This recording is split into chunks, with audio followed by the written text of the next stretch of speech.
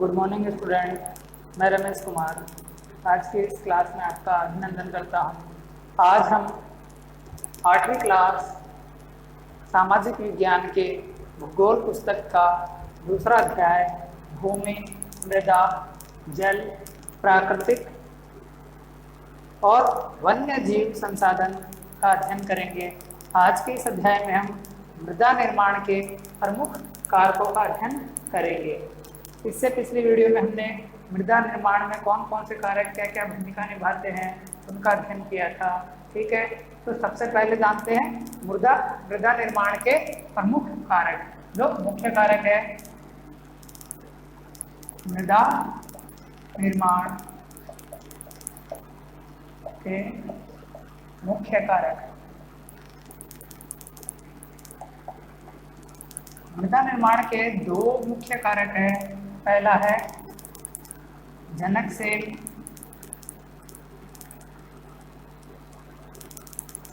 और दूसरा है जलवायविक।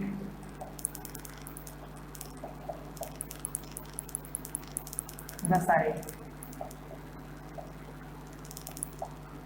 जनक सेल जिस आधार की होगी उसी जनक सेल जो जैसी होगी उसी के अनुसार मृदा का रंग, गठन, मृदा में रासायनिक गुण है आदि निश्चित होंगे। उसके अलावा उस क्षेत्र में जिस प्रकार की वायुमंडलीय या जलवायु दशा होगी वह मृदा के अन्य कारकों का निर्धारण करेगी। मृदा के निर्माण की गति है, मृदा की और भी कई विशेषताएं हैं उनको निर्धारित करेगी। इन कारकों के अलावा जो मृदा निर्माण के जो अन्य कारक है, अन्य कारक मृदा निर्माण के मुख्य कारकों के अलावा कुछ अन्य कारक और है। वह अन्य कारक है स्थलाकृति,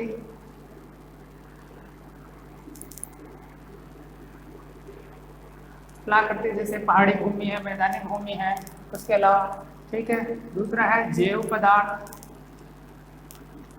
जिन क्षेत्रों में जैव पदार्थों की मात्रा ज्यादा होती है उन क्षेत्रों में मृदा में हार्मोन और सूक्ष्म जीवों की मात्रा अधिक होती है।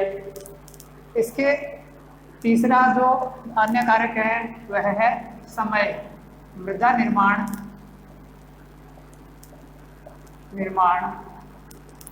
में लगा समय, क्योंकि मृदा निर्माण में जितना अधिक समय लेगी उतना ही मृदा की परिपक्वता और मृदा की जो परिच्छेदिका है उसकी मोटाई अलग अलग होगी। अलग अलग स्थानों पर ये सारे के सारे जो तत्व है, ये कारक है, यह भिन्न भिन्न होते हैं और इनके भिन्न भिन्न होने के कारण उपरोक्त कारकों के अलग अलग स्थानों पर भिन्न भिन्न होने के कारण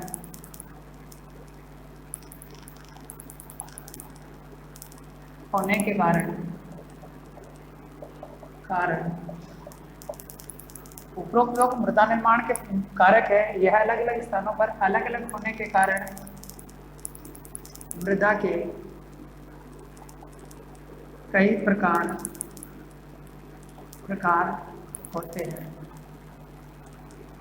जैसे जलोढ़ मृदा,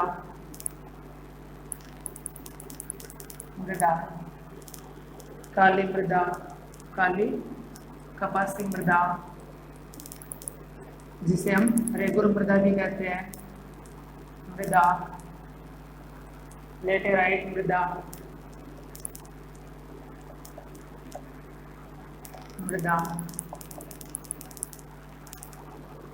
लाल पीली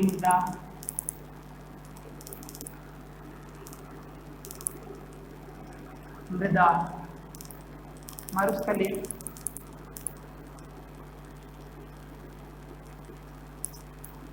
मृदा।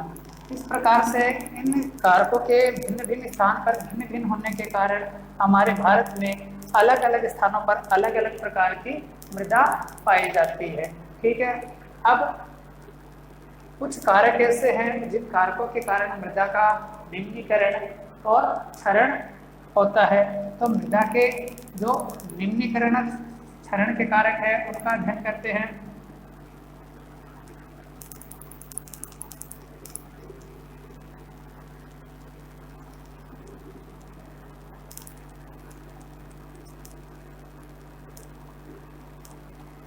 मृदा निम्नीकरण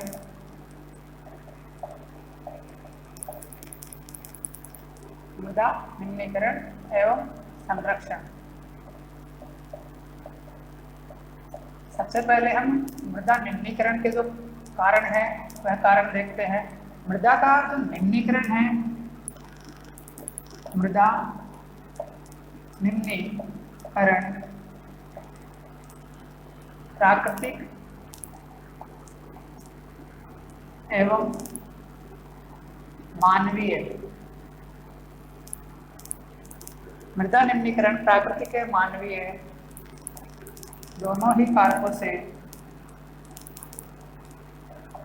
से होता है। मृदा का जो क्षरण है या मृदा निम्नीकरण है वह प्राकृतिक और मानवीय दोनों ही कारक इसमें योगदान देते हैं। हालांकि प्राकृतिक कारक है उन कारकों की गति कम होती है और मृदा निर्माण और मृदा क्षरण की गति आपस में सामंजस्य रखती है, किंतु उन स्थानों पर जब मानवीय कारक शामिल हो जाते हैं तो मृदा निम्नीकरण की गति तीव्र हो जाती है और मृदा निर्माण की गति सामान्य रहती है और यह बैलेंस ना बनने के कारण उस क्षेत्र विशेष में निम्नीकरण की समस्या अधिक हो जाती है। मृदा निर्माण के जो प्राकृतिक कारक है, ठीक है, उन प्राकृतिक कारकों में वर्षा, जो प्राकृतिक कारक है उनमें वर्षा द्वारा दोहन, बाढ़, ठीक है, भूस्खलन, भूकंप, वर्षा द्वारा दोहन है, बाढ़ है, भूस्खलन है, भूकंप है, ये प्रमुख कारक है जो प्राकृतिक कारक है। ये सारे के सारे प्राकृतिक कारक है। जबकि मानवीय कारक है, मानवीय कारक, उन मानवीय कारकों में अतिचारण, वनोन्मूलन,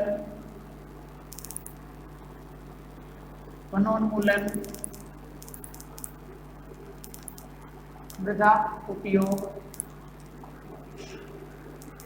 में परिवर्तन,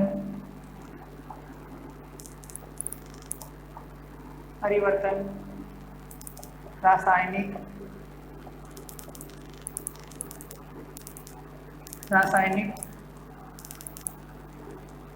उर्वरक एवं कीटनाशकों का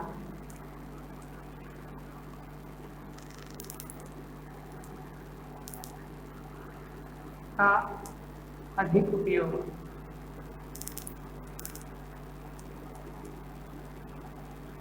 तो बच्चों, मृदा निर्माण जो निम्नीकरण है उसके दो कारक प्रमुख रूप से होते हैं, प्राकृतिक कारक और मानवीय कारक।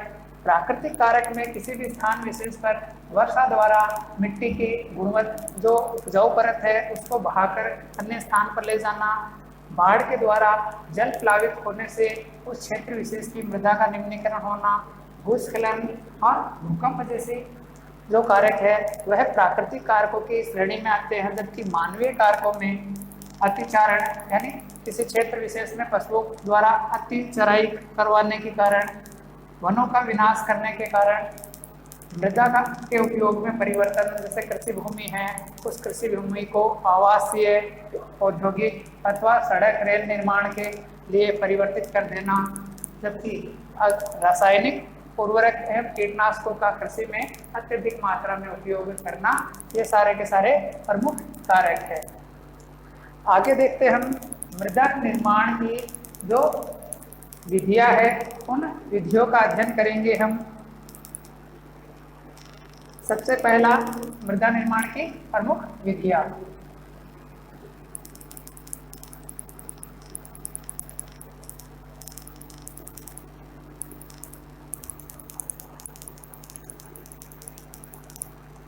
मृदा संरक्षण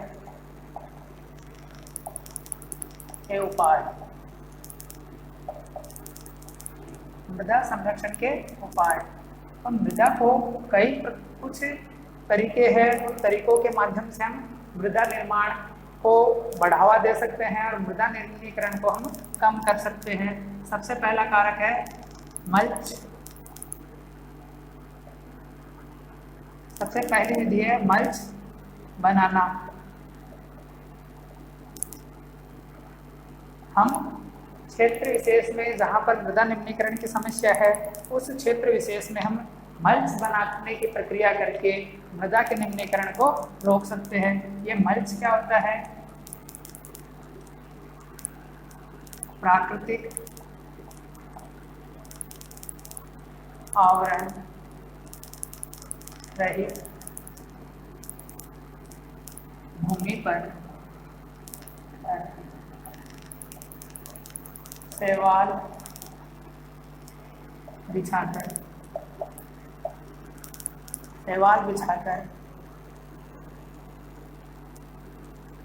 भूमि निम्नीकरण। प्राकृतिक जो भूमि है, उस प्राकृतिक भूमि में कुछ क्षेत्र ऐसे होते हैं जो आवरण रहित हो जाते हैं, जैसे पौधों के बीच की भूमि। तो पौधों के बीच की भूमि जो प्राकृतिक आवरण रहित हो गई है, उस भूमि पर हम शैवाल बिछाकर भूमि निम्नीकरण की प्रक्रिया को रोक सकते हैं। निम्नीकरण की प्रक्रिया को कम कर सकते हैं।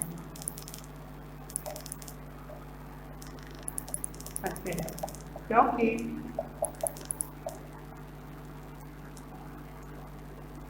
शैवाल बिछाने से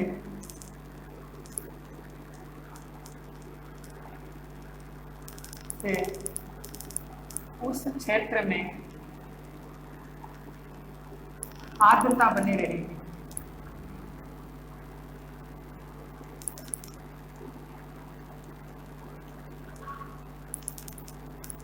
जैसे ये कुछ पेड़ों के बीच की भूमि है। अब इस खुली भूमि में अगर प्राकृतिक घास फूसा का आवरण नहीं है, प्राकृतिक वनस्पति का आवरण नहीं है, तो आंधी बरसात के माध्यम से इस बीच के भाग से भूमि का कटाव हो सकता है। तो इस बीच वाले भाग पर हम शैवालों को बिछाकर इस भूमि की प्राकृतिक आर्द्रता को बनाए रख सकते हैं और जो शैवाल बिछने के कारण जल और मृदा पवन के माध्यम से जो होने वाली क्षति है वह नहीं होगी। दूसरा कारक है, दूसरी विधि है जो वह है वेदिका फार्म।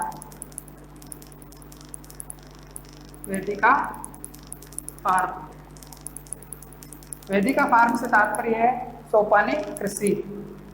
सोपानी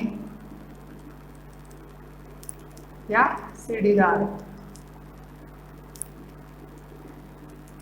कृषि। सोपानी या सीढ़ीदार कृषि।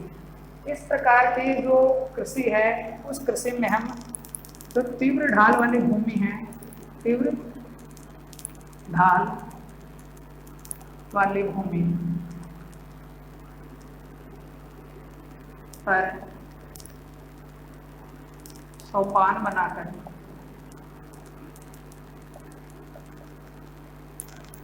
बनाकर कृषि के लिए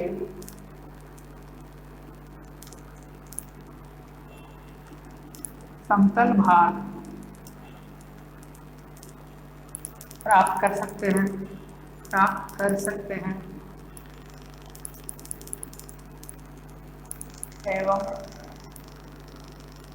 पृष्ठीय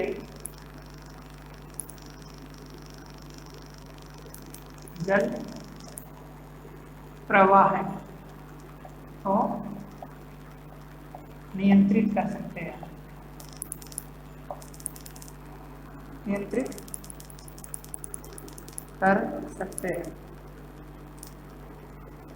तो पहाड़ी के तीव्र ढाल होते हैं, पहाड़ी क्षेत्रों में तीव्र ढाल होते हैं, उन तीव्र ढालों पर हम वेदिका सोपान बनाकर एक तो कृषि के लिए समतल मैदानी समतल पाठ भूभाग उपलब्ध हो जाएगा, जिससे हम उस समतल भाग पर खेती कर सकते हैं, तो कृषि के लिए हमें भूमि उपलब्ध हो गई।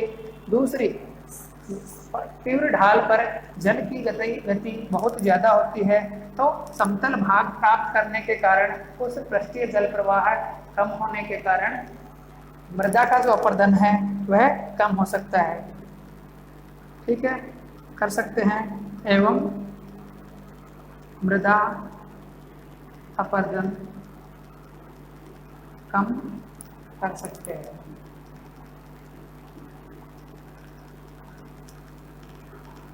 तीसरा जो प्रकार है या तीसरी जो विधि है वह है समुच्चय रेखीय जुताई।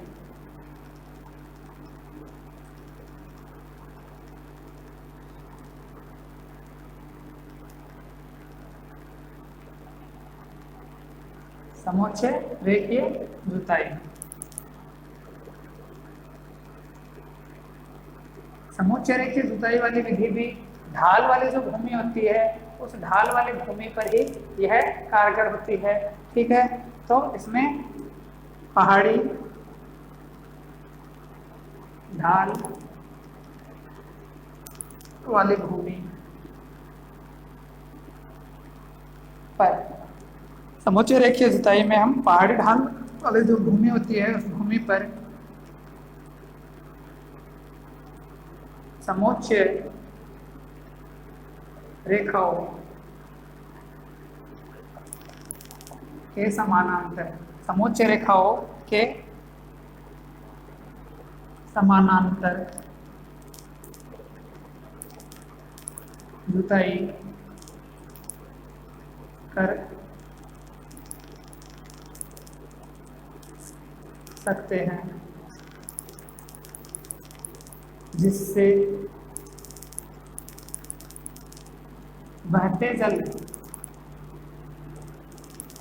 के लिए अवरोध उत्पन्न होगा।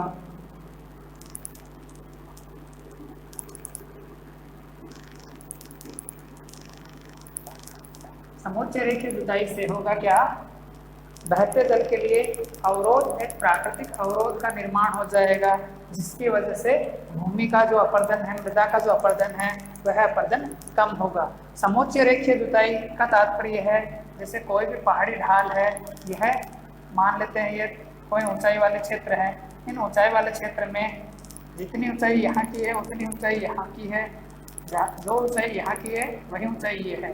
तो इस भाग पर हम कृषि भूमि को इस प्रकार से जोतना है हमें, जिससे जो बहता हुआ जल आएगा तो वह बहता हुआ जल इन जुताई वाले भागों में ऊपर नीचे होगा, जिससे क्या होगा, इन क्षेत्रों में जल की जो गति है, प्रवाह की गति है, वह प्रवाह की गति कम हो जाएगी। तो इस प्रकार समुच्चय रेखीय जुताई के माध्यम से भी हम कृषि जो भूमि है, मृदा है, उस मृदा का संरक्षण कर सकते हैं।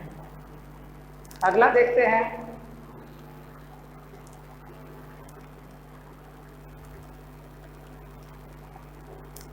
रक्षक मेखलाई। ठीक है,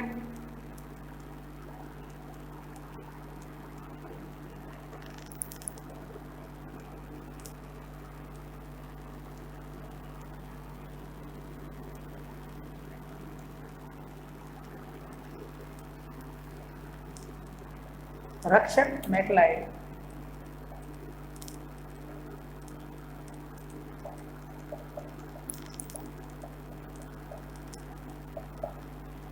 हम रक्षक मेखलाओं का निर्माण करके भी भूमि अपरदन को कम कर सकते हैं।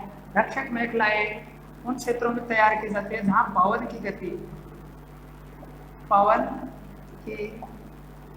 गति द्वारा मृदा अपरदन, पवन की गति द्वारा मृदा अपरदन को रोकने के लिए हम उस क्षेत्र में पेड़ों को एक कतार में लगाकर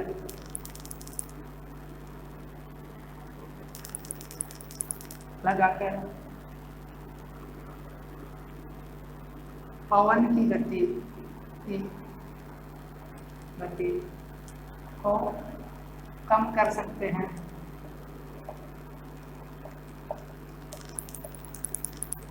जिन क्षेत्रों में पवन की तीव्र गति के कारण मृदा अपरदन होता है, उन क्षेत्रों में हम पेड़ों को एक कतार में लगाकर वहां पर पवन की गति जो है, उस पवन की गति को कम कर सकते हैं, जिससे मृदा आवरण का अपरदन कम होगा। तो रक्षक मेखलाओं में जैसे ये कोई क्षेत्र है, खेत है या कोई भूमि है, इस भूमि पर हम एक तो पेड़ों को, जो हमारी भूमि है उस भूमि पर, या जो खेत है उस खेत की जो सीमा है उस सीमा पर चारों तरफ पेड़ लगा सकते हैं।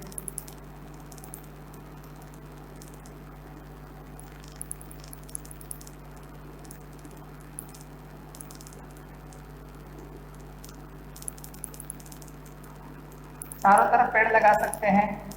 उसके अलावा बीच बीच के क्षेत्र में भी हम कतार में पेड़ लगा सकते हैं, जिससे क्या होगा, इस क्षेत्र में जब भी तेज आंधियां या तेज हवाएं चलेगी तो इन तेज हवाओं के प्रभाव को यह पेड़ रोक देंगे, उनकी गति को कम कर देंगे, जिससे भूमि का जो उपजाऊ आवरण है वह उपजाऊ आवरण बना रहेगा। इसके अलावा अगला जो प्रकार है, अगली विधि है, वह समुच्च रेखीय रोधिकाओं का निर्माण करना। समुच्च रेखीय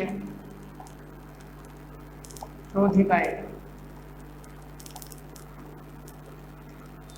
समुच्च रेखीय रोधिकाएं बनाकर भी हम जो मृदा अपरदन है उसको कम कर सकते हैं। समुच्च रेखीय जो रोधिकाएं है उनमें समुच्च रेखीय रोधिकाओं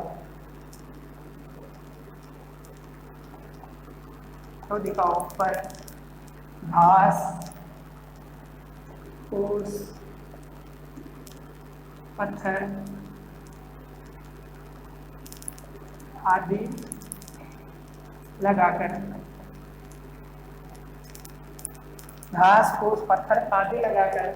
आदि का उपयोग करके हम रोधिकाओं आदि का उपयोग करके एवं रोधिकाओं के सामने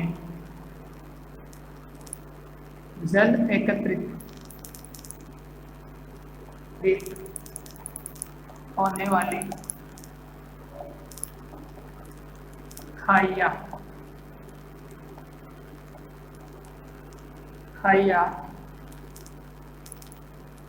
बनाकर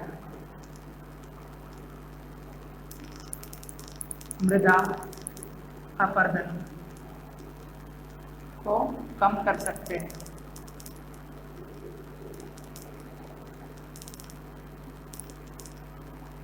इसमें होगा क्या, जो समुच्च रेखीय क्षेत्र है इसमें हमने जो समुच्च रेखीय जो रोधिकाएं बनाई है या समुच्च रेखाओं में जुताई की है, तो इसी प्रकार से समुच्च रेखीय जो क्षेत्र होते हैं इनमें कृषि क्षेत्र ना होकर यह सामान्य क्षेत्र होते हैं। तो इन सामान्य क्षेत्रों में हम समुच्च रेखीय पत्थर, घास फूस आदि की रोधिकाएं निर्मित कर देते हैं, और इन रोधिकाओं का निर्माण करने के साथ साथ इन रोधिकाओं के सामने हम गहरी खाई बना देते हैं, जिससे तीव्र गति से बहता हुआ जल पहले इन खाइयों में भरेगा, उसके बाद इन रोधिकाओं को पार करेगा, जिससे उस क्षेत्र विशेष की जो मृदा अपरदन है उस मृदा अपरदन में कमी होगी। अगला है चट्टान बांध। चट्टान बांध में जो हमारी रोधिकाएं होती है या नालियां होती है, ठीक है, उनकी रक्षा करने के लिए बनाया जाता है चट्टान बांध। चट्टान बांध, चट्टान बांध में जल के प्रवाह को कम करने के लिए, जल के प्रवाह को कम करने के लिए, कम करने के लिए बहते हुए जल की अगर गति अधिक है तो जो जल के प्रवाह को कम करने के लिए जो नालियां बनाई जाती है, ठीक है, प्रवाह को कम करने के लिए बनाई गई नालियों की रक्षा करने के लिए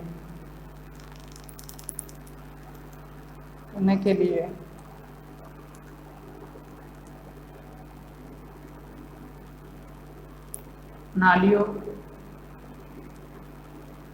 जो जल प्रवाह को कम करने के लिए जो नालियां बनाई जाती है, ठीक है, उन नालियों की रक्षा करने के लिए इन नालियों पर पत्थरों के टुकड़ों, पत्थर रखकर या पत्थरों के टुकड़ों द्वारा चट्टान बांध बनाया जाता है। बांध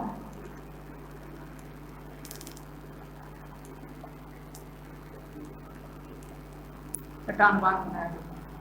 जल प्रवाह को कम करने के लिए जो भी हमने नालियां या रोधिकाएं बनाई हैं, उनकी रक्षा करने के लिए उन नालियों या रोधिकाओं के किनारों पर चट्टानों के पत्थरों के टुकड़े रखकर हम मृदा क्षति को कम कर सकते हैं। अगला कारक है बीज की फसल उगाना।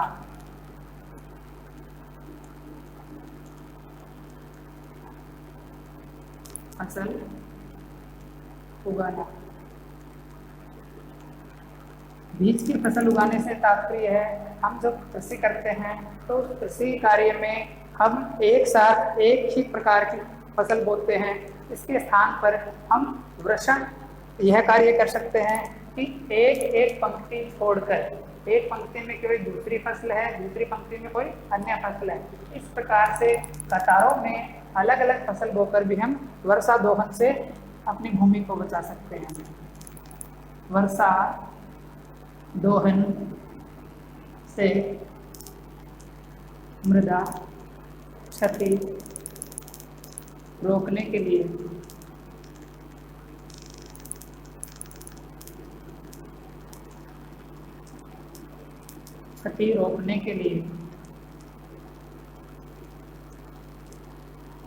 वर्षा दोहन से मृदा क्षति को रोकने के लिए एकांतर क्रम में हम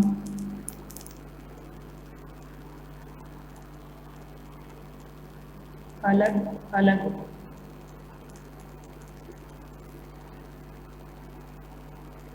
फसल बो सकते हैं। इससे क्या होगा, जैसे ये कोई खेत है, इस खेत में हमने क्या कि एक कतार में तो हमने जैसे गेहूं की फसल बो दी, दूसरी कतार में हम सरसों की फसल बो दी, फिर तीसरी कतार में गेहूं। इससे क्या होगा, अलग अलग फसलों की भूमि के जो कण हैं उनको बांध कर रखने की क्षमता अलग अलग होती है। तो इस प्रकार से हम वर्षा द्वारा जो हमारी भूमि है, मृदा है, उसके अपरदन को रोक सकते हैं। तो आज की इस क्लास में इतना ही, मिलते हैं अगली क्लास में।